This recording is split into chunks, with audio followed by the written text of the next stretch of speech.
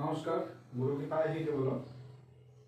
কন্যা লগ্নের যে শুভ অশুভ গ্রহগুলো আছে সেগুলো আজকে আমরা চিহ্নিত করব। কন্যা লগ্নের এই কন্যা রাশির অধিপতি বুধ এবং এই মিথুন রাশির অধিপতি বুধ এবং এই মিথুন রাশি কন্যা লগ্ন যদি হয় তাহলে মিথুন রাশি বুধ বুধ অধিপতি হয়ে যাবে দশমের অধিপতি। তাহলে একদিকে দশমের অধিপতি একদিকে লগ্ন অধিপতি, তাহলে বুধ হয়ে যাচ্ছে শুভ গ্রহ, যেহেতু দশমের অধিপতি এবং লগ্নের অধিপতি বুধ হয়ে যাচ্ছে শুভ গ্রহ। এবার হচ্ছে শুক্র। শুক্র হচ্ছে দ্বিতীয় ভাবের অধিপতি এবং নবম ভাবের অধিপতি।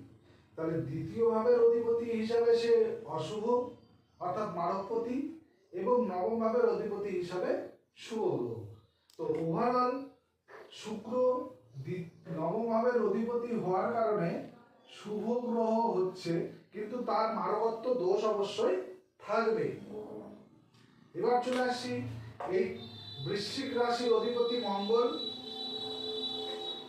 তৃতীয় ঘরের অধিপতি এবং অষ্টম ঘরের অধিপতি অর্থাৎ দুস্থানের অধিপতি এবং তিসরা অধিপতি এবং দুস্থানের অধিপতি মঙ্গল হওয়ার কারণে মঙ্গল কিন্তু অশুভ গ্রহ।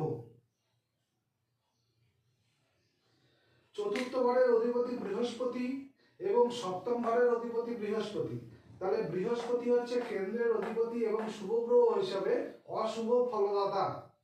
কেন্দ্র ঘরের অধিপতি হিসাবে অশুভ, যেহেতু বৃহস্পতি শুভ গ্রহ এবং কেন্দ্র ঘরের অধিপতি হওয়ার কারণে অশুভ গ্রহ। তাহলে বৃহস্পতি চলে এলো অশুভ গ্রহের ঘরে।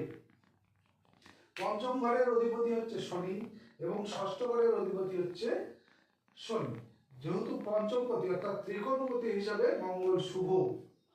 শনি হচ্ছে পঞ্চমপতি ত্রিকোণপতি হিসাবে শুভ গ্রহ।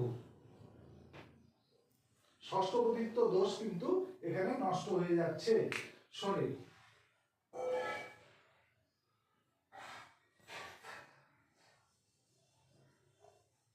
এবার হচ্ছে চন্দ্র। চন্দ্র হচ্ছে একাদশপতি। চন্দ্র একাদশপতি অর্থাৎ ত্রিশরাপতি। ত্রিশরাপতি হওয়ার কারণে চন্দ্র অশুভ গ্রহ। এবং রবি দ্বাদশপতি। দ্বাদশপতি হিসাবেও কিন্তু অশুভ গ্রহ। তাহলে আমরা কন্যা লগ্নে শুভ এবং অশুভ গ্রহ সমস্তটাই কিন্তু জেনে গেলাম। এবং যোগকারক গ্রহ হয়ে যাবে বুধ, শুক্র এবং শনি। নমস্কার।